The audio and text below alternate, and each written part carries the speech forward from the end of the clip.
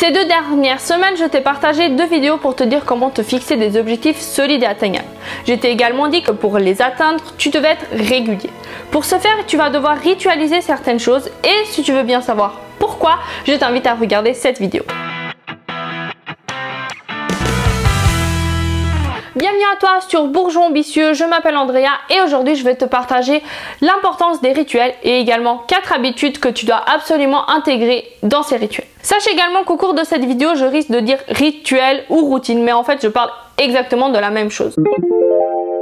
Les rituels, ce sont des habitudes que tu mets en place et que tu fais de manière régulière, presque certaines fois de manière automatique. Et pourquoi c'est important?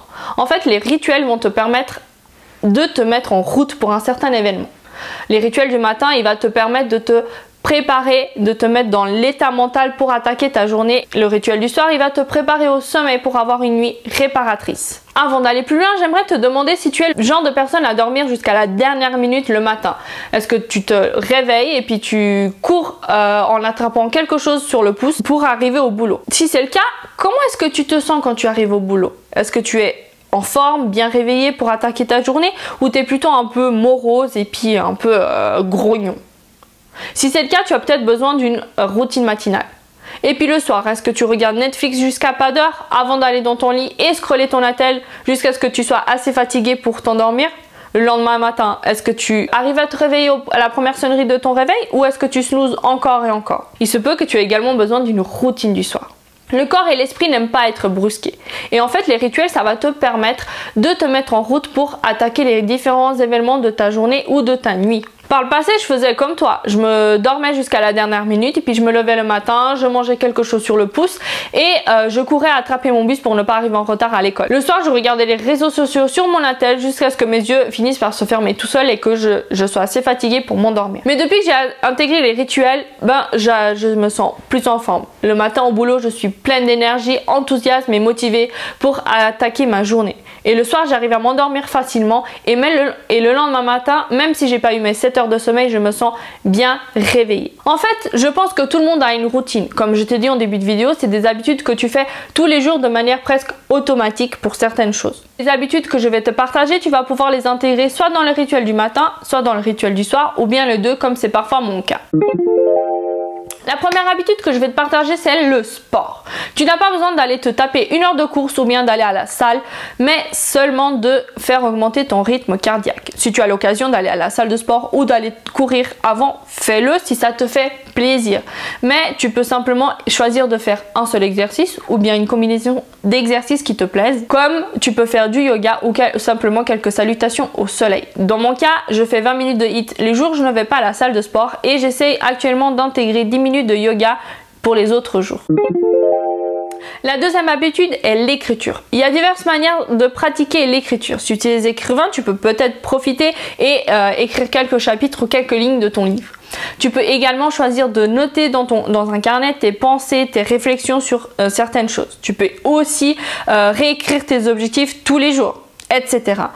Essaie de trouver la manière qui te convient le mieux et qui soit en accord avec tes objectifs et que tu puisses faire de manière régulière. De mon côté, le matin, je réécris mes objectifs et le soir, je note un peu les pensées dans un journal. Ça peut passer du déroulement de ma journée, ça peut être des pensées, une réflexion sur des choses que j'ai fait ou bien des émotions difficiles que j'ai traversées pendant la journée également. La troisième habitude est la lecture. Si tu t'es fixé des objectifs, c'est certainement parce que tu veux faire évoluer certains domaines de ta vie, que ce soit au niveau professionnel, social, amour, etc. Il y a des livres pour t'instruire, pour te permettre de les faire évoluer. Donc profites-en pour instaurer un moment de lecture tous les jours pour te permettre d'accéder à ce contenu. Choisis entre 15 et 20 minutes pour pouvoir vraiment aller au vif du sujet et pas simplement lire des lignes descriptives. Si la contrainte de temps te perturbe, tu peux simplement choisir de lire un chapitre ou bien quelques lignes. C'est toi qui choisis ce qui te convient. De mon côté, en ce moment, j'ai choisi d'en apprendre plus sur le développement personnel. Donc tous les jours, je lis entre 15 et 20 minutes le livre d'Anthony Robbins, Pouvoir illimité. La quatrième et dernière habitude est la méditation. J'ai l'impression que dans le monde du développement personnel, la méditation est l'habitude reine.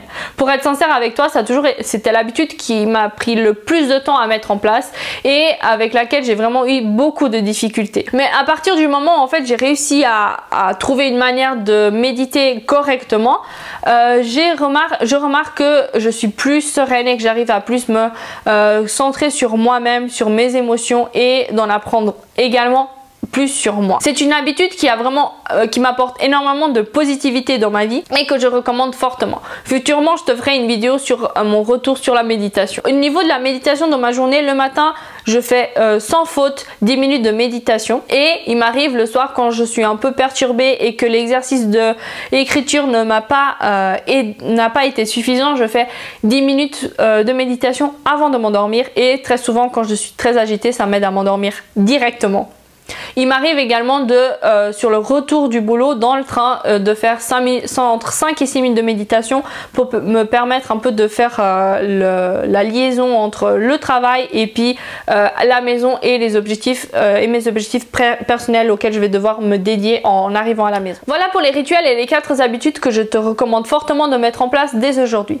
Même si tu ne fais que 10 pompes, tu n'écris que 2 lignes, tu ne lis qu'un paragraphe ou ne fais qu'une minute de méditation, c'est déjà ça.